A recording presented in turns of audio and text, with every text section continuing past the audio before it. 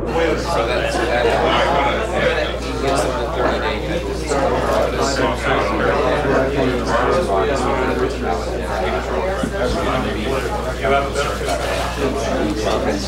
I'll have them available until December 1st. FYI, our guest speaker background on us today. I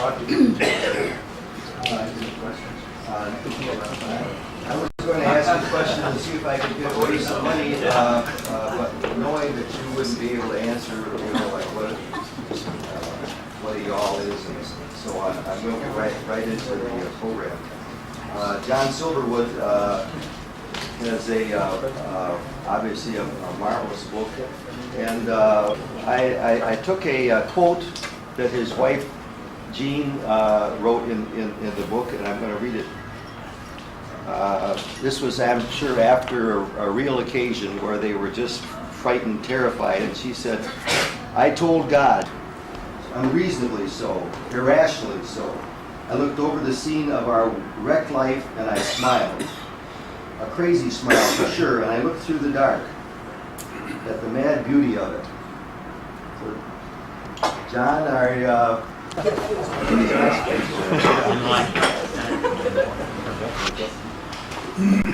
Morning, John. Good morning.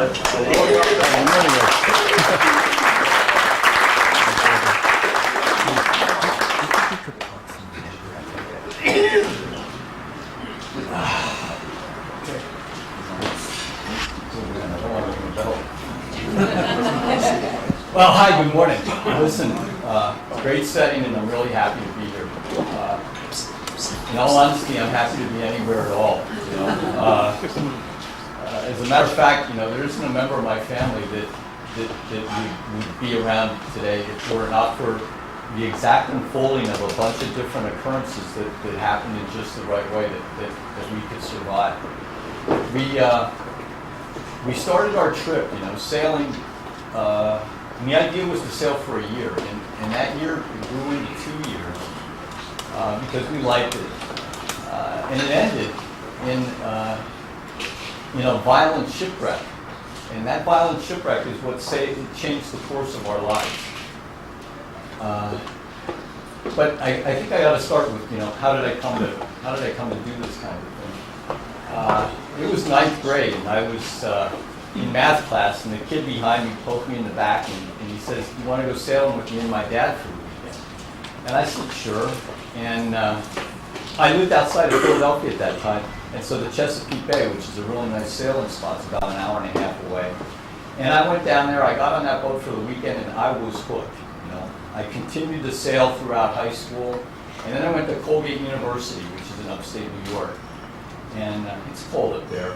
And I was a sophomore, just like my son Ben is now at Cal Poly. And in February, I had this idea that I needed to quit school, and I needed to go to work, and I needed to buy a boat, and I wanted to go out and sail on the ocean. So I packed up and I hitchhiked home in a snowstorm, and I knocked on the door, and my parents opened the door, and they were puzzled,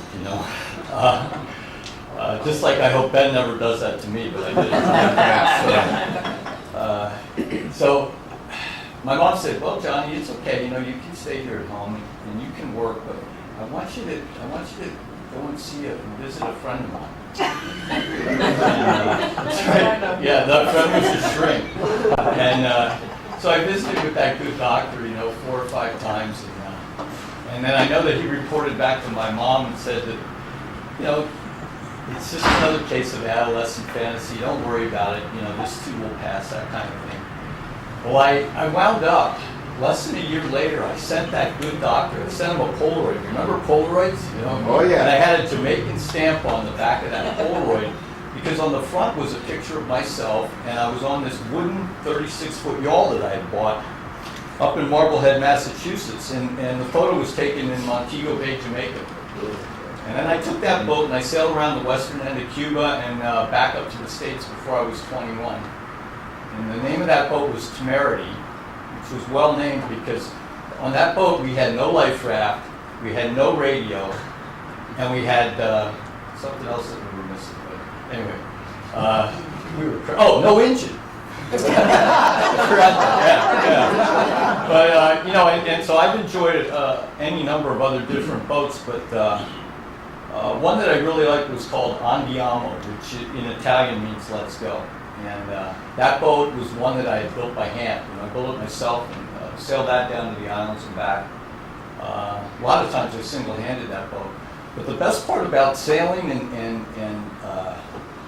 and boats was that it helped introduce me to the love of my life, you know, my wife Jean, because I was in St. Croix. I was working down there in the Virgin Islands, and my wife was waiting on me in a restaurant, you know, and you know, she's just gorgeous, but I don't know her, and excuse me, I don't know her, but I find out that she's crewing on a friend of mine's boat down there in the island. So I'm thinking, wow, man, this girl's a knockout. She's a sailor. You know, this is a dream come true. But I don't actually, you know, meet her until 2 years later up in Manhattan. And so we go out on a date, and we wind up getting married in a yacht club on Long Island Sound. And then, you know, I got her to move out here to California, and we had 4 kids. And you know, I had a real estate development business, and we worked hard on that, and we were lucky. And we were able to achieve the dream that Jean and I, you know, commonly held, which was we wanted to take our kids out sailing. And so we bought a catamaran. I bought it in Florida, and I sailed it up to Long Island. And then Jean and all the kids, they fly out, right? And whomp, they land on this boat. It's September now. Actually, it was August of 2003. And they get on my dreamboat, and they actually have the nerve to criticize my idea. I mean, to me, this is like, it's a 55-foot cat. It's got all the guns, you know? I mean, it's just everything that I wanted. And all they can point out is that things that are breaking, right? You know, well, it's a boat. I don't care. You know, it breaks, you fix it. You know, pumps fail. And then they tell me it doesn't have a widescreen TV, it doesn't have cable TV, it doesn't have air conditioning, you know. And then we layer cake the kids with homeschooling, you know, and that doesn't go over well. And then that starts this tirade, we miss our friends, there's nothing to do, you know, away. And it was shortly after that we heard this loud clang. And what it was the boom had broken off from the main mast, from the mast of the boat. And so Jean and I and Ben and Amelia, we were up there on deck for an hour, almost 2 hours, wrestling with the mainsail, drop the mainsail, trying to get this thing fixed, and we couldn't do it. So I said, we'll worry about it in the morning, and we continued sailing with our Genoa. I reset the autopilot, and we went down for dinner. And you know, by now it's dark, and an hour after dinner, I'm in our stateroom, and I'm giving Jean an update on what our progress is, because we're bound for Australia. And all of a sudden, we hear this, from the bottom of the boat, there's this piercing shriek, just this scream from the fiberglass, and then there's this huge bang. And I hear Ben yell reef from up in the cockpit, and I jump up there, and I look down below, and I can see this red of the coral in the lights from the boat. And in the second that I see that, I turn behind me, and I throw the starboard engine into reverse, you know, and I jump across the cockpit, and I fire up the port engine, and I slam that full throttle into reverse. And I'm yelling at the same time. I'm yelling at Ben for a knife, and Ben slaps a big knife in my hand, and I run forward on the deck because I've got to cut the rope, the sheet that holds the Genoa, because the Genoa is full of air and it's pulling the boat forward onto the reef. And no sooner have I turned, you know, and I'm running back down the deck, and as I'm running down the deck, I'm face to face with this black wave that's just heaved up and breaks right on top of the dinghy on the stern and rips the dinghy right off. And I just, you know, you just got to blow it off. I run through the cockpit, and I get into the main cabin, and I see off to my left, off to my right, there's Amelia, and she's clutching Jack and Camille next to her, the little kids, and both of them are screaming, I don't want to die, I don't want to die. And I look beyond her, and there's this, I can see pots and pans in Amelia's sneakers. They're being thrown forward on this wall of water, that's exploded through a hole that's been ripped in the stern of the boat. But there's no time to think about that. You know, I jumped down below on the other side, and Gene was down there, and I set the frequencies on our single sideband radio, you know, our long distance radio, and I'm broadcasting on those frequencies, and Ben is on the short distance radio, and he's broadcasting as well. And my wife's got the Iridium phone, you know, the satellite phone, and she's trying to get that to work. Well, none of those three devices work. We get no answers, you know. All I can hear is these kind of vague French voices floating in the distance and a lot of static.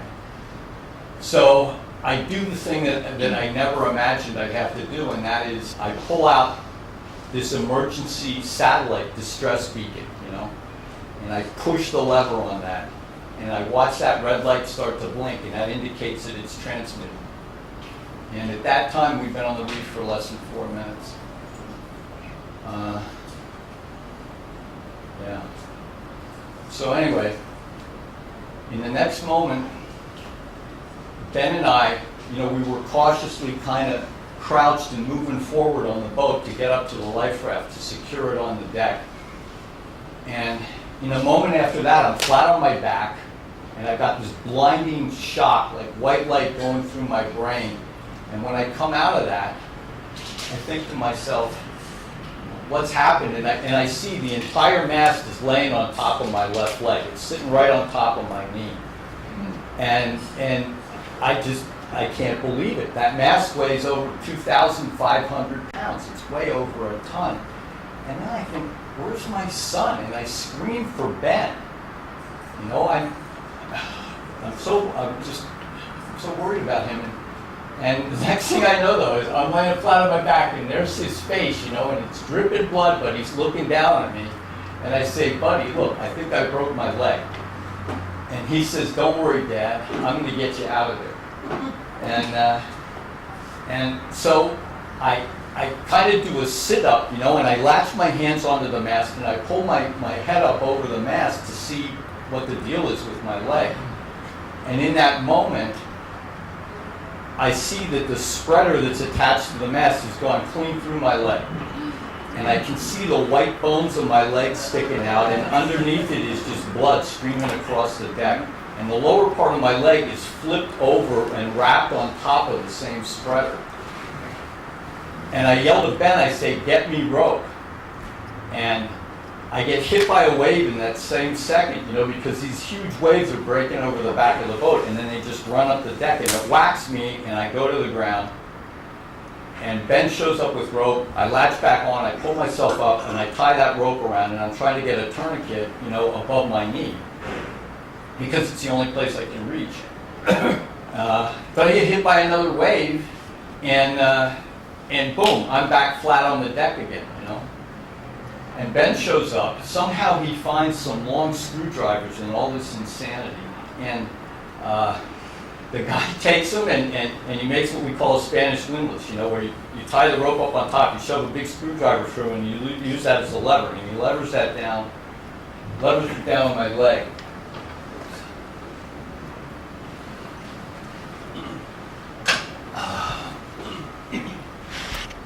So I've got a tourniquet on. But, like I said, these waves are breaking over the stern, and when you're pinned on your back on a deck, you know, your mouth and your nose are only about 8 inches off of the deck, so every time that wave rolls up, I'm underwater. I can't breathe until the wave recedes. And I'm in a lot of pain, and these seas that break on the boat, they're driving the boat onto the reef, and they're also moving the boat like this. And in turn, this 80-foot mast is lifting and then dropping back on deck over and over again, and it's pounding my leg. And needless to say, that kind of pain, it drives you into it's a new world, you know. You're in a different dimension. And that went on and on for a long time. And while I was laying there on deck, I came to this realization. There was this bizarre sensation that I had, and I was horrified to realize that it was because I was dying. that was why I didn't know what it was, you know. And I had to face the fact, you know, I knew what my leg looked like. I knew I was going to die. So I called, I didn't really call, but I couldn't yell too much, but I had my kids come over and I told them a story about me going to sleep and don't worry about it, and if I'm asleep then I'm not cold and then my leg doesn't hurt and I'll be fine, da-da-da. And I told them that story, and then I launched into, then I fell off the abyss. I went into this despair. I went in like in a free fall, you know, like in a bottomless pit of blackness, because the overwhelming conclusion that I had to make was not so much that I was going to die, but that after I died, that my wife and all 4 of my kids were going to die one by one after me, and there was absolutely nothing I could do about it. I was trapped. It was as horrible an ending as I could ever imagine. And there was just no escape from that. I was lost. You know? And I heard my kids shout, you know, because they had never stopped. It's just I hadn't recognized it, you know. And my kids, they were yelling out. They had these defiant screams that they yelled to each other. And what they yell is they yell, "Big one coming, big one!" And that was, they were warning each other because, you know, it's a black night. And when the wave humps up and right before it's going to break, you only have a couple seconds before it's the impact. And they were warning each other to grab onto something onto the deck, you know, to hold on so that they're not swept off the deck and into the coral and the surf.